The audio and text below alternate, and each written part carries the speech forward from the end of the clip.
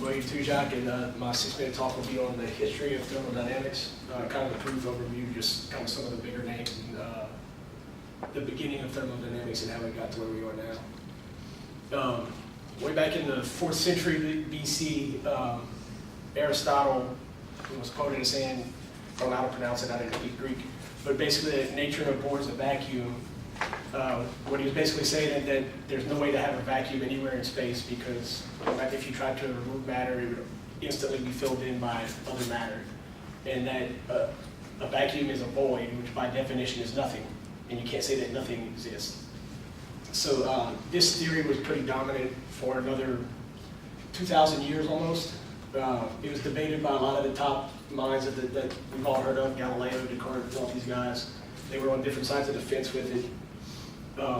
Back then, obviously this was before the atomic view of matter. Although it had gotten started back then, it wasn't nearly to where it was now. So trying to disprove that theory in the 1600s was this guy, Otto von Guericke. He ended up inventing the first vacuum pump. And in order to, excuse me, in order to demonstrate his vacuum pump, he created these, I don't know how to pronounce it either, the Magdeburg hemispheres. They fit into each other, and you seal them with grease, and then he used his vacuum pump to remove the air from the inside. And 2 teams of 15 horses pulling in each direction couldn't separate them until he opened the valve. I have a video demonstrating it. That will not let me open it. When your little one's sensitive skin needs extra care, trust the first and #1 recommended brand for sensitive skin.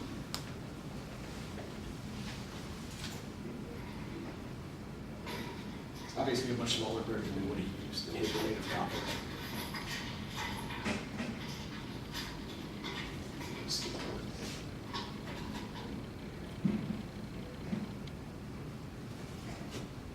You see, he's putting on a valve right here so that whenever he pulls air out, it can't get back in to seal it, so that he's able to create the vacuum inside the hemispheres.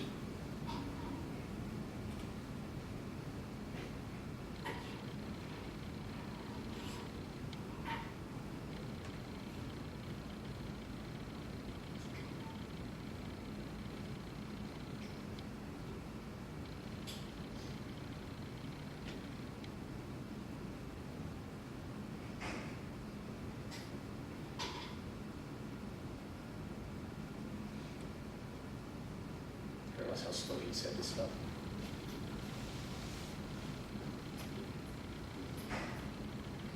So just from the difference in pressure, it's able to hold the 2 sides together, and it's actually pretty strong. Prior to this, like I said, a lot of people didn't think vacuums could even be created, that they were even possible. And his demonstration of these made a lot of waves in the scientific community at the time. And inspired by that was Boyle and Hooke. Hooke, we all know from Hooke's law, and Boyle, because he came up with Boyle's law, which we learned in thermo. They did experiments that led to the development of this law where they realized that pressure and volume of gases were inverse to each other. And this was before there were thermometers, so they couldn't factor in the effects of heat. One of Boyle's associates, Papin, inspired by his work, was able to build a high-pressure steam vessel called because everything back then had a crazy name, called a bone digester, which was actually just a pressure cooker. It kept blowing up on him, so he added a steam valve that he noticed would fluctuate as it let out steam, and that inspired him to come up with an idea for the piston and cylinder engine, which then those designs were used by Savory to create the first ever steam engine. That was the beginning of having engines whatsoever, but they were terribly inefficient, about 2% fuel efficiency. The need to make those much more efficient is what caught the attention of Carnot, which if you took Dr. Beveretti, we've all heard of him before. He was thought of as the father of thermodynamics.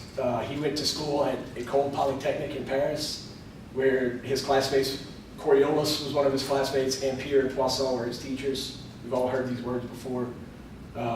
His father was a minister for Napoleon.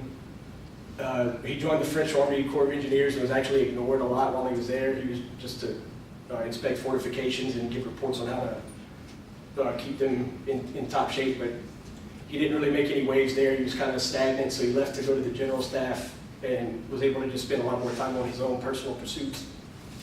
And that's when he ended up publishing this book, Reflections on the Motive Power of Fire, which provided the first definition of work, the modern definition, and the first successful theory of maximum efficiency of heat engines. Again, he did this without really much accurate idea of what heat even is. He prescribed to the caloric theory thinking it was a gas or a fluid, as opposed to a mechanical phenomenon. It's the only book he ever published, and he actually ended up dying at age 36 from cholera. During his time, not many people really gave much of a care about him until Clapeyron took his work and kind of took it away from the caloric theory and made it a lot more accessible, easier to use. From there, he gave the first real statement of Carnot's principle, which led to the he combined Boyle's, Charles's, and Gay-Lussac's laws to create the combined gas law. Also building upon his work was Rankine, which we all did an experiment on his theories this semester. He also developed the Rankine scale and the complete theory of the steam engine. And Clausius really took it a lot further, showing that there was a contradiction with Carnot's principle. He was one that actually took it away from the caloric theory and introduced the mechanical theory of heat. His work that built on Carnot really kind of got thermo to where the ball was rolling much more to where it is today. He has the first real statements of the first and second laws of thermodynamics, which were the only two at the time. And was the first one to describe entropy. That's it.